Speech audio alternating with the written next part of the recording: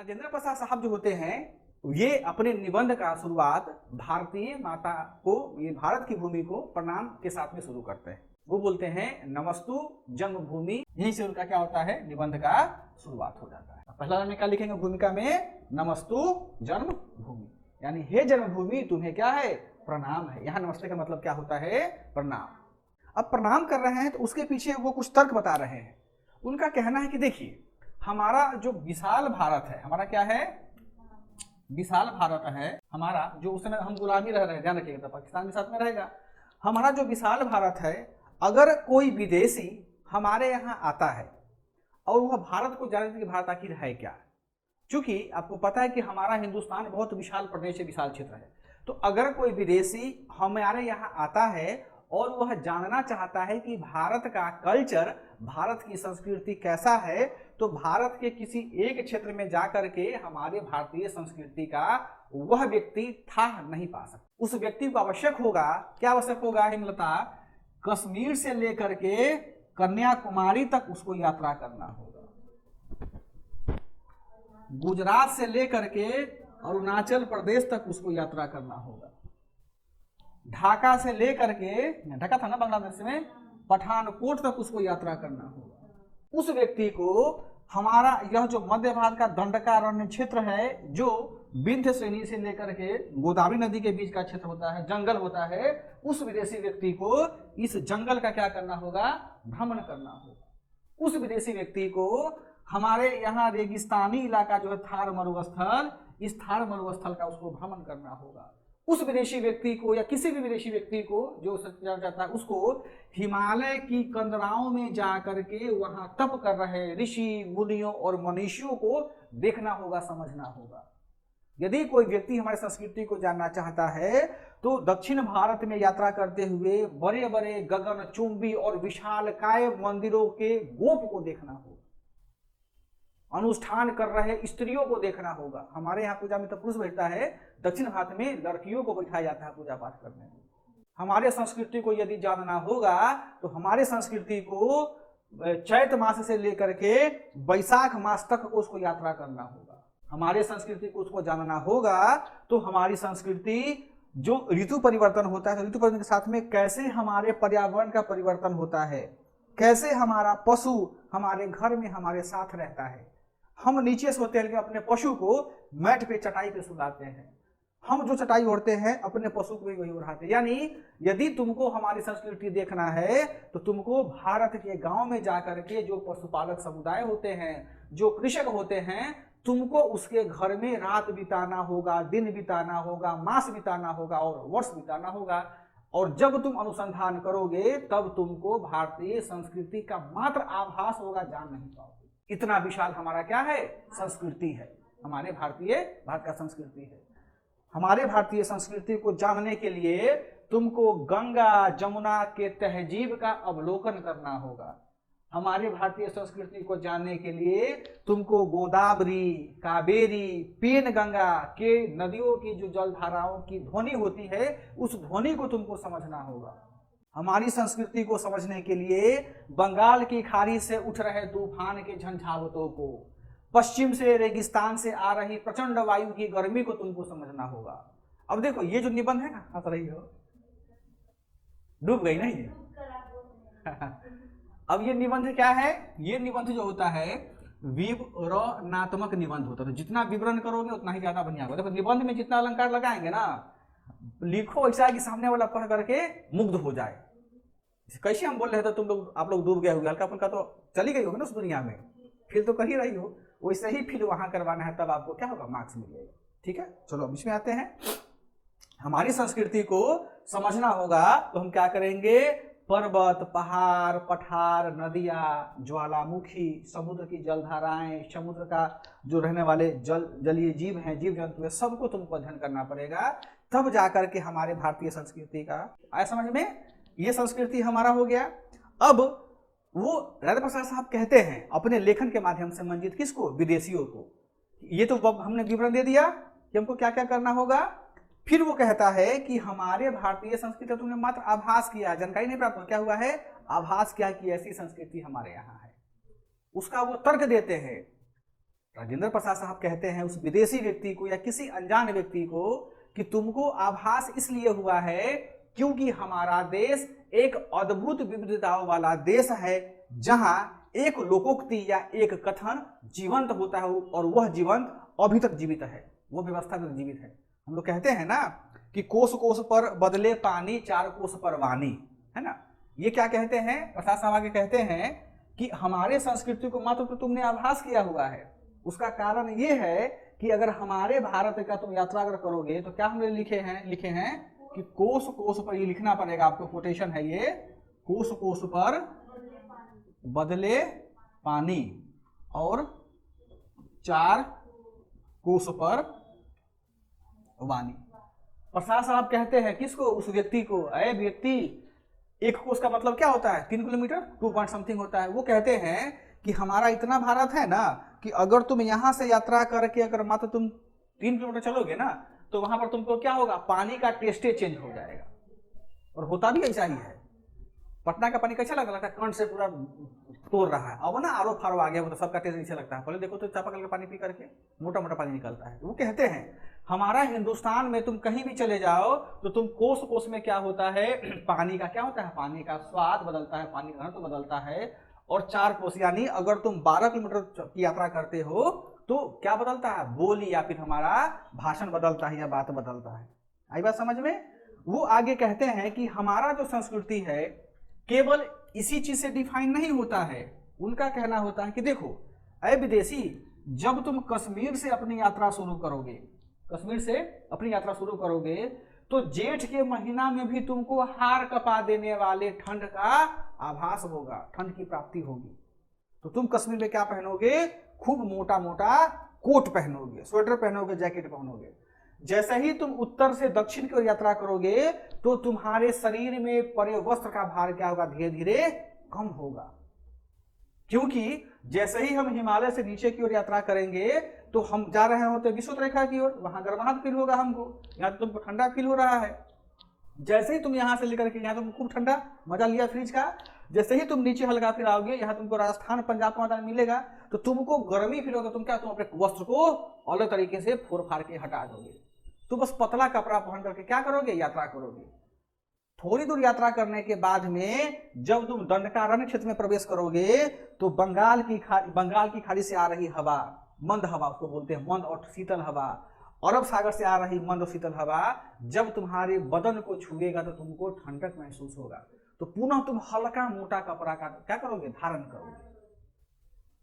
फिर वहां से नीचे की ओर जब यात्रा करोगे तो तुम विषुवत रेखा के पास चले जा रहे हो।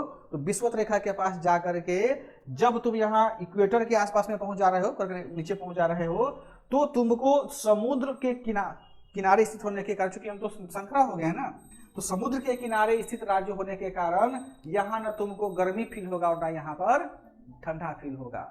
यानी हमारा भारत का संस्कृति परिवेश ऐसा है कि एक ही देश में ठंडा गर्म का मजा लीजिएगा और ठंडा और आधा ठंडा आधा गर्म दोनों तीनों का मजा लीजिएगा। ठंडा भी मिल गया, गर्म भी मिल गया और यहाँ पर ठंडा गर्म दोनों मिल गया।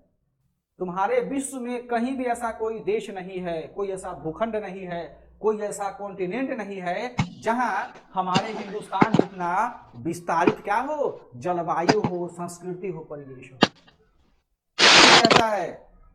फिर कहता है ऐ विदेशी कि तुम यात्रा किए, देखोगे कि यहाँ के व्यक्ति जो है वो मांस का भक्षण करते हैं। नीचे जैसे जैसे हम लोग आएंगे तो वहां पर लोग क्या होगा, लोग मांस का भक्षण कम करते हैं और लोग शाकाहारी प्रवृत्ति का ज्यादा हो जाते हैं।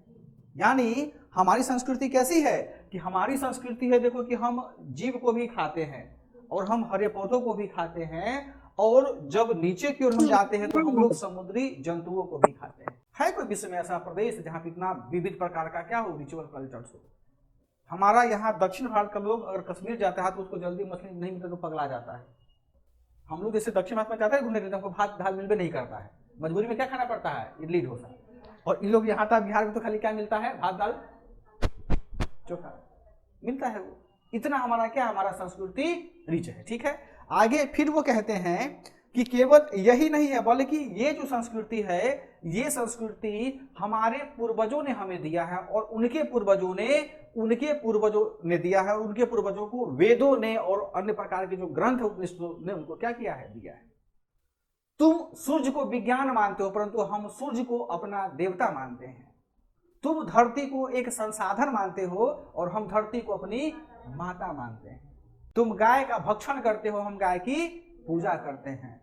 तुम पत्थर को काट के, वो किसको बोलता है, विदेशी को, कि तुम पत्थर को काट के मूर्ति बनाते हो, सजावट का टेबल कुर्सी बनाते हो, हम पत्थर को काट के उसमें भगवान की प्राण प्रतिष्ठा करते हैं, उसकी पूजा करते हैं, उसकी अर्चना करते हैं। यानी हमारी संस्कृति इतना ज्यादा विशाल है कि हम निर्जीव व्यक्ति में भी प्राण का क्या, प्राण डाल करके उसको हम जीवित करते हैं। आई बात समझ में?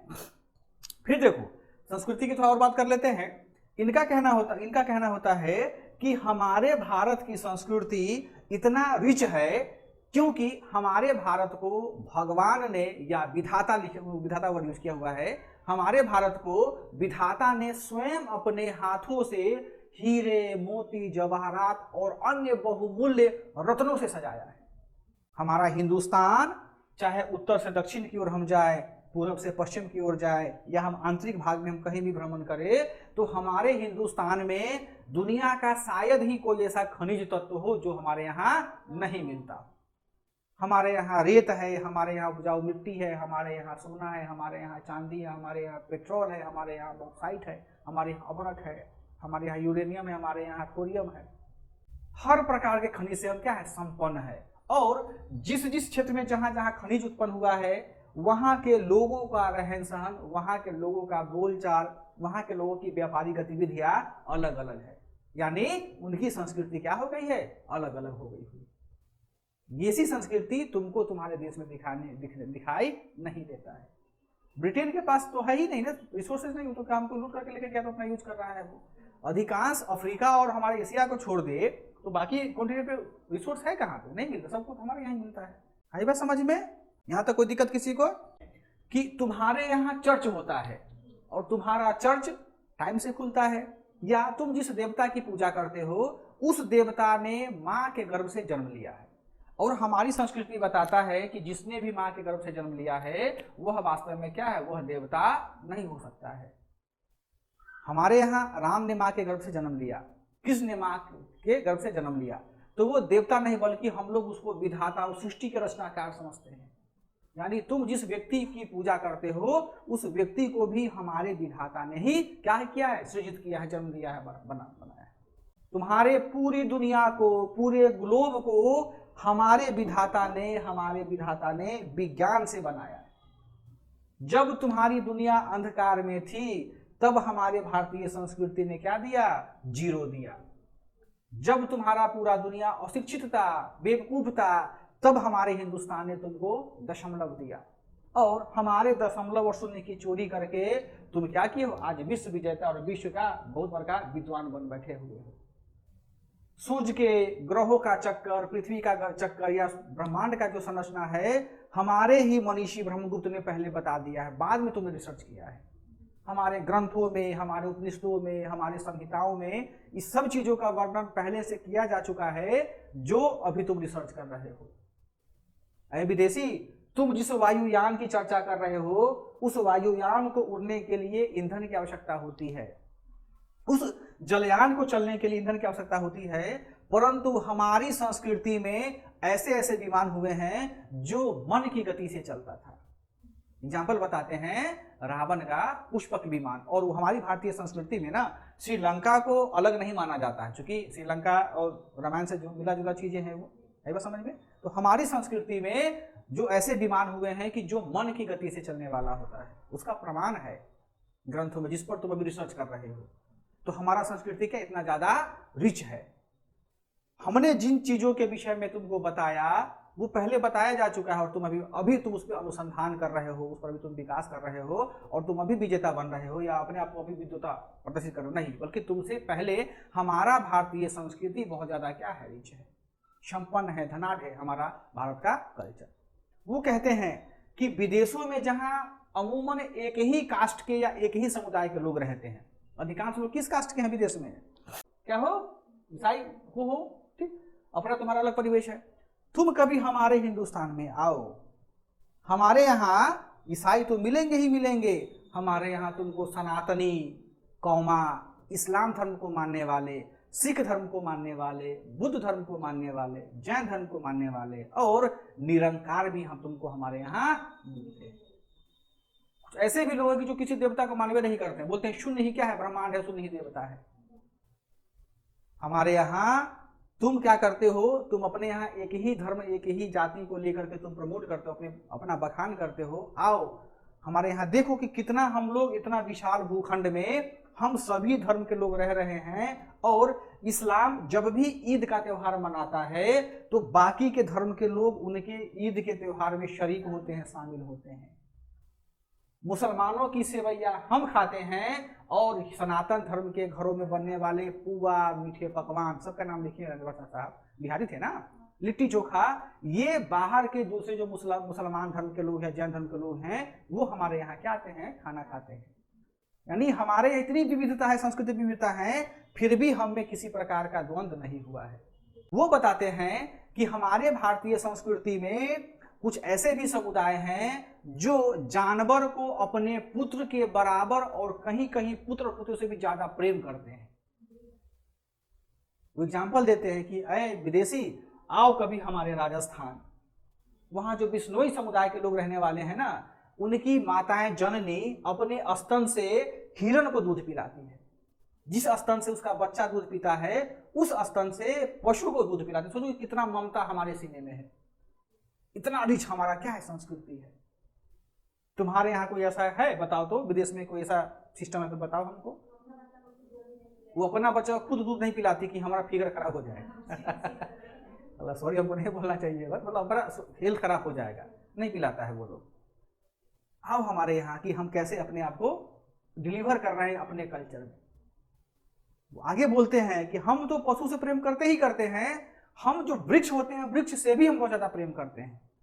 चिपको तो बाद में हुआ है ना, वो बोलते हैं कि जब अंग्रेज लोग आदिवासी के यहाँ अतिक्रमण करने आए और जंगलों की कटाई करने के लिए गए ना, तो आदिवासी लोग, पहाड़ी लोग जंगलों जो वृक्ष होता था उसको गले लगा करके अपना प्राण त्याग दिए और वृक्ष का क्या किया, वृक्ष को बचाया।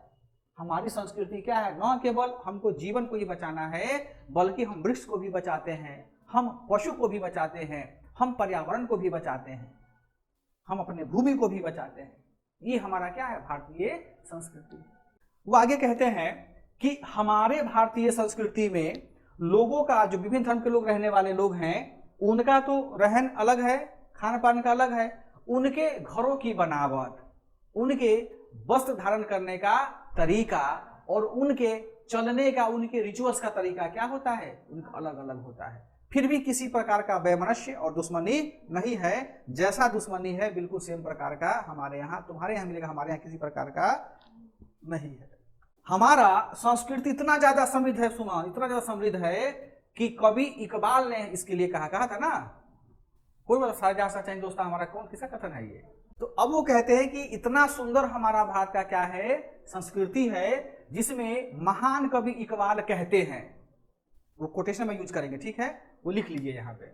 ये कहते हैं कि हम कोई आज से नहीं है बल्कि हम सदियों से ही सांस्कृतिक रूप से क्या है, रिच है। इतना ज्यादा हम रिच हैं सांस्कृतिक रूप से कि हमारे यहाँ अरबी लोगों ने आक्रमण किया, अरब का तो छोड़ दो, फारस तक का लोग हम पर क्या किया है, आक्रमण किया है। फारस को छोड़ दो, यूरोप के लोग तक हमको आक्रमण किया है।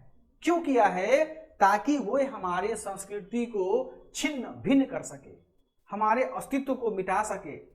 लेकिन हम लोग, जब हम पर आक्रमण किया गया तो हम सभी धर्म के रहने वाले लोग आपस में अहिंसा, बंधुता, भ्रातृत्व का परिचय दे करके उन बुरी शक्तियों से और उन आक्रमणकारियों से मिल करके हम लोग क्या किए हैं, लड़े हैं। सामना नहीं किए, मतलब मार रहे छुपना, लड़े हैं उनसे, प्रतिकार किए हैं उनसे। हमारी संस्कृति अहिंसा सिखाती है, हमारी संस्कृति पहले वार न करने की नीति बताती है। उसी पर हम लोग भी स्पेस पॉलिसी, ये न्यूक्लियर पॉलिसी है अभी। हमारी संस्कृति क्या है, कितना ज्यादा समृद्ध है कि हम अहिंसा परमो धर्म, जो महात्मा गांधी का है या जो और स्टेटमेंट बोलते हैं कि हम अहिंसा को मानने वाले, मेरी संस्कृति क्या है, अहिंसा को मानती है, किसी से हम हिंसा नहीं करेंगे। अगर कोई देश हम पर आक्रमण करता भी है तो हम पूरी कोशिश करेंगे कि उसको हम संयमित होकर के अहिंसा से ही क्या करें, जवाब दें। इसका जीता जाता उदाहरण है हमारे देश के पिता महात्मा गांधी। उनका कथन होता है, कहते हैं आजादी के बाद जब वो राष्ट्रपति बनते हैं तो हालांकि उनको आभास हो जाता कि गांधी का हैसियत क्या होता है, क्योंकि 1917 से ही चल रहे हैं ना। वो कहते हैं कि देखो हमारे संस्कृति में रहने वाले लोग अपने आप को कितना ज्यादा परिपक्व कर लिए हुए हैं कि ब्रिटिश हुकूमत के पास जो तोप है, बड़े बड़े गोले बारूद हैं, उसके सामने एक निहत्था, एक सूत का कपड़ा पहना हुआ एक बूढ़ा व्यक्ति लाठी लेकर के उसके तोप से बारूद से लड़ रहा है। ये हमारी संस्कृति है।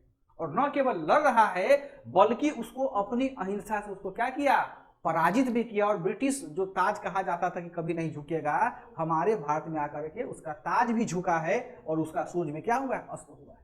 ये हमारी क्या है, ये हमारी संस्कृति है। हमारी संस्कृति भोग पर ज्यादा ध्यान नहीं देती है, या भोग का मतलब होता है कि जो भी विलासी वस्तुएं होती है जैसे कि मकान, जमीन, हाथी घोड़ा, तो हमारी संस्कृति भोग की वस्तुओं को संचय न करने का क्या करता है, न करने का संदेश देता है। हमारी संस्कृति रही है शुरू से ही मानव सेवा करना। राजेश जी माइक बंद कर लीजिए। संस्कृति क्या रही है हमारा, शुरू से ही मानव सेवा करना। हमारे देश के बड़े बड़े जो जमींदार हुआ करते थे, जो बड़े बड़े राजा महाराजा हुआ करते थे, सत्य के लिए, अहिंसा के लिए, परोपकार के लिए अपना बड़ा से बड़ा साम्राज्य क्या कर लिया, दान कर दिया। एग्जाम्पल बताते हैं वो, एग्जाम्पल कहते हैं महाभारत काल में दानवीर कर्ण का एग्जाम्पल वो बताते हैं, उससे बड़ा दानी कोई नहीं। एग्जाम्पल बताते हैं कि हमारी संस्कृति सिखाती है कि तुम्हारे पास कितना भी संकट आ जाए, तुम सत्य का साथ नहीं छोड़ना। अगर तुम सत्य का साथ नहीं छोड़ोगे तो तुमको तकलीफ होगा, दुख होगा, परंतु वो सत्य तुमको अंत में विजयी बनाएगा। एग्जाम्पल देते हैं सत्यवादी राजा हरिश्चंद्र का। उन्होंने, उनके राजा थे, समस्या आ गई, उन्होंने 7 राजा होते हुए भी सत्य का साथ नहीं छोड़ा और जंगल में जाकर के घास की रोटियां खाई, भूखे रहे, भूख लगता था तो पानी पीते थे, फिर भी सत्य को नहीं छोड़ा। और अंत में सत्य पर टिक करके उन्होंने क्या किया, पूरे विश्व को संदेश दिया कि सत्य के साथ जो रहता है वो वास्तव में उसको पुनः मुकुट प्राप्त होता है। हमारी संस्कृति ये है। कहते हैं जब पूरा विश्व अंधकार में था, संस्कृति का विकास तो हो चुका था लेकिन पूरा विश्व में क्या था, अंधकार में था, पूरे विश्व के लोगों को मन में अजीब प्रकार की व्याकुलता थी, तब हमारे विश्व पटल पर, हमारे भारत की भूमि पर महात्मा बुद्ध जैसे क्या मनीषी का जन्म होता है। जन्म तो होता है नेपाल में, लेकिन नेपाल तो वही भाई जमीन को हम बोल देते हैं हमारी जमीन है। कहते हैं तो साहब कि वो किसी समय में क्या रहा होगा, अपना नेपाल है ना। वो कहते हैं कि हमारे भूमि में, यानी हमारे जो देश है, हमारा जो राष्ट्र है, हमारी जो जमीन है, उस जमीन में मतलब बुद्ध का क्या होता है, बुद्ध का प्रादुर्भाव होता है। और बुद्ध जब हमारे यहाँ जन्म लेते हैं, उनका जब बुद्धत्व का प्राप्त फैलता है, तो ये बुद्धत्व का ज्ञान की प्राप्ति न केवल भारत को अंधकार से अलग करता है, बल्कि बुद्ध इसको क्या बोलते हैं, विश्व को भी बुद्ध का क्या करवाता है, बुद्ध विश्व को भी बौद्ध का प्राप्ति करवाता है। बौद्ध की स्थिति जिसको बोलते हैं कि परम ज्ञान की प्राप्ति, यानी सत्य को क्या करता है, सत्य को प्राप्त करवाता है। कौन, भगवान बुद्ध। फिर बोलते हैं तुम लोग कुत्ता, बिलाई, हाथी, सांप सब खा जाते हो। हमारे भारत में जैन धर्म का क्या हुआ है, जन्म होता है। महावीर बोलते हैं कि जब हम जन्म लिए हैं, पशु भी तो जन्म लिया होगा ना, तो जैन धर्म में रहने वाले जो लोग हैं, अब धर्म की बात कर रहे हैं, धीरे धीरे देखना कहां बढ़ रहे हैं। हमारे भारत में जो जैन धर्म के रहने वाले लोग हैं, वो जैन धर्म के अनुयायी इतना ज्यादा संयम बरतते हैं कि गलती से भी किसी प्रकार का सूक्ष्म जीव का भी वो हत्या नहीं करना चाहते हैं। इसी कारण से वो जब श्वास भी लेते हैं ना, तो श्वास लेने के लिए भी वो अपने नाक और मुख को क्या करते हैं, आवृत कर लेते हैं। उसको बोला जाता है आवृत करना। क्या बोलता है, आवृत, आवृत करना मतलब ढक लेना। हमारा जो संस्कृति है क्या बताता है मंजीत, कि तुम कितना भी अरबपति हो, अंत में तुमको सत्य की तलाश में जाना होगा। संपत्ति को तुम संचय मत करो, उस संपत्ति को तुम दान कर दो, या उस संपत्ति का उपयोग समाज में पिछड़े, समाज में वंचित वर्गों के कल्याण के लिए कर दो। क्या तुम्हारे यहाँ कोई ऐसा व्यक्ति हुआ है कि जो अरबों का संपत्ति दान करके साधु बन गया हो? हमारे यहाँ प्रमाण है। आओ हमारे गुजरात, आओ हमारे महाराष्ट्र में, कि हमारे इतना बड़े बड़े व्यापारी वहाँ पे जैनिज लोग हैं। एक कंपनी आती थी, तुम लोग बहुत यूज करते थे, एयरसेल कंपनी, याद होगा एयरसेल, देखिए वो छोटा सा, हाँ एयरसेल में क्या था, पुरानी कंपनी थी। सोचो कि इस एयरसेल का मार्केट कैप जो था वो मार्केट कैप था 14,000 करोड़ रुपीस। अब हमारे वहां जो पंजाब के जो 5 नदियां प्रवाहित होती हैं, उन 5 नदियों से सिंचित होकर के वहां सिख धर्म ने क्या लिया, जन्म लिया। वो तो आधुनिक धर्म है सिख धर्म, कहा कि आधुनिक धर्म है, आधुनिक धर्म है सिख धर्म। कभी तुम आओ सिख में, सिख जो मंदिर होता है, जो लंगर होता है, बगल में तुमको सिख का राजा भी खाना खाएगा और बगल में तुमको सिख का चपरासी भी खाना खाएगा, उसको हटा नहीं सकता है। और सिख धर्म में यदि तुम चले गए तो देखो, कभी तुम लोग गए गुरुद्वारा में, जिस चप्पल को हम लोग फेंक देते हैं बाहर में, उस चप्पल या जूता को जब गुरुद्वारा हम लोग जाते हैं तो हम उसको जमा करते हैं, उसका जूता घर नाम रखा गया हुआ है, तो जूता हम देते हैं गंदा, लेकिन जब हम बाद में पूजा पाठ कर कर आते हैं तो जूता हमको कैसा मिलता है, पॉलिश किया हुआ मिलता है और साफ किया हुआ मिलता है। यानी हम में सेवा भाव है। हमारा ऐसा धर्म है कि जो सेवा ही करते आ रहा है। जब से सिख धर्म का जन्म हुआ है तब से लेकर के आज तक सिख धर्म के घर मानने वाले घर से या गुरुद्वारा से कोई भी व्यक्ति खाली पेट नहीं बाहर गया, और अब तक सिख धर्म का चूल्हा जल रहा है। वर्ड उन्होंने कहा है कि अब तक क्या है, सिख धर्म का चूल्हा जल रहा है और आगे भी जलते रहेगा, कभी समाप्त उसका चूल्हा नहीं होगा। सेवा भाव है। क्या तुम में सेवा भाव है? अगर तुम में सेवा भाव होता तो हम पर तुम अत्याचार नहीं करते, हमको तुम अंधकार में नहीं रखते। ये हमारी संस्कृति सिखाती है। हमारी संस्कृति समानता, एकता, बंधुता, इन सभी चीजों के विषय में बताता है कि कितना ज्यादा हम समृद्ध हैं इन सब क्षेत्रों से, इन सब मूल्यों में। हमारी संस्कृति है कि जब कभी भी कोई महिला हमारे घर में आती है और आने के बाद में जब वो घर से विदा होती है तो हम उस महिला को अंग वस्त्र दान करके विदा करते हैं। चाहे हमारी बेटी आए, हमारी बहन आए, हमारी बीबी आए, या जो भी आए हमारे यहाँ, हम उसको अंग वस्त्र दान करके क्या करते हैं, उसको विदा करते हैं। ये हमारी क्या है, ये हमारी संस्कृति है। और अंग वस्त्र के साथ में जो छोटे बच्चे आते हैं उसके सर पे हाथ रख के हम दीर्घायु होने के आशीर्वाद के साथ उसको विदा करते हैं। तुम्हारे यहाँ हाय हेलो बाय। हम क्या करते हैं कि हमारी संस्कृति में महिला और बच्चों को हम क्या करते हैं, महिला और बच्चों को हम लोग ये आशीर्वाद देकर के हम क्या करते हैं, विदा करते हैं। ये हमारी संस्कृति। हमारी संस्कृति, तुम लोग जब जाते हो कृषि करने के लिए तो तुम सीधे जूता मोजा पहन करके ट्रैक्टर से जमीन को रौंद देते हो। लेकिन हमारी भारतीय संस्कृति बताती है, सिखाती है, सदियों से सिखाया हुआ है कि हम जब धरती को जोतने जाते हैं तो चप्पल खो के पहले धरती को जल अर्पण करते हैं, धरती को हम प्रणाम करते हैं।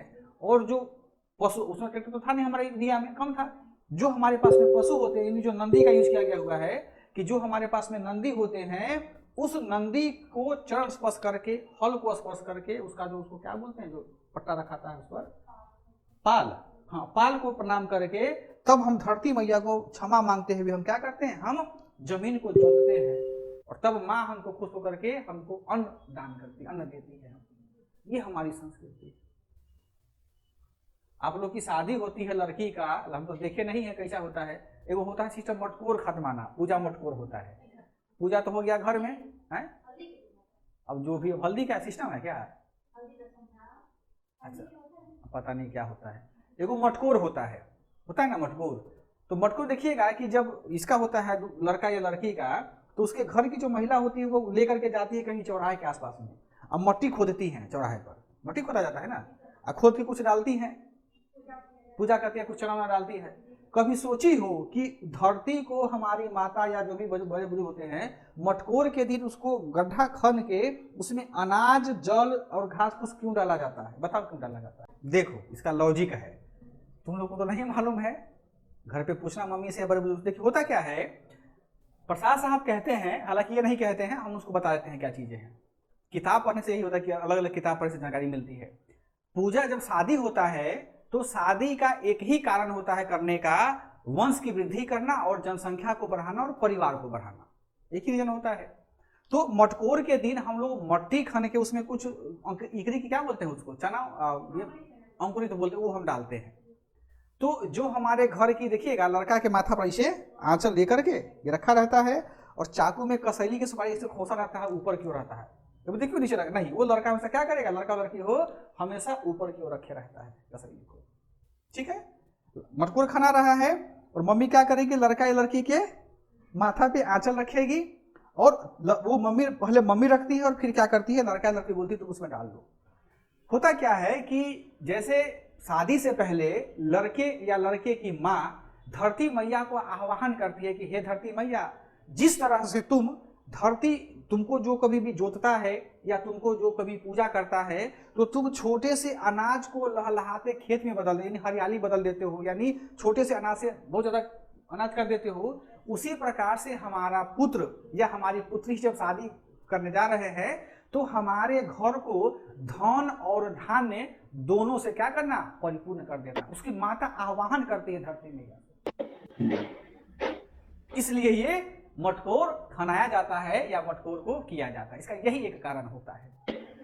आई बात समझ में। और दूसरा सिस्टम ये खत्म हो गया है कि जब लड़की विदा होकर के आती, मान लो लड़का हुआ, लड़का जब शादी करने के लिए जाता है, शादी ब्याह संपन्न जब होता है तो लड़की जब वापस आती है ना, तो लड़की का क्या होता है, गृह प्रवेश होता है ना। तो देखिएगा कि वो लोटा से उसको क्या करता है, पैर मारती है, अनाज को वो क्या करती है, अनाज से वो करती है। हालांकि वो अनाज मारने का मॉडर्न टेक्नोलॉजी है, वो होना नहीं चाहिए कि अनाज को लात नहीं मारना चाहिए, वो टोकरी में उसका प्रोसेस होता है। नहीं होता है हमारे घर में, लेकिन कुछ मॉडर्न प्रजाति है ना, जीव जंतु आ गया हुआ है। लड़की फरमाइश करती है लड़का को, देखो जाएंगे तो होना चाहिए, मेरा दोस्त वीडियो बनाएगा, रील्स डालना है हमको, वो होता है हमारे नया कल्चर है।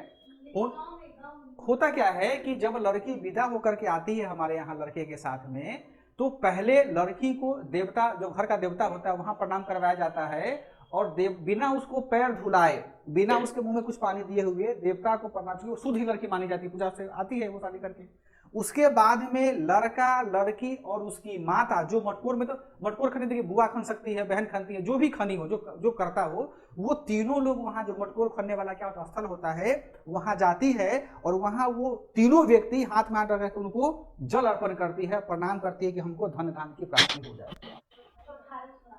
इसको क्या बोलते हैं, जाती चौठारी में, जो हो तुमको नहीं पता है, लेकिन ये होता है ये चीज। हाँ, ये हमारा कल्चर हो गया कि सोचो कि हमारे यहाँ जब शादी करने से पहले हम धरती माता का आह्वान कर रहे हैं।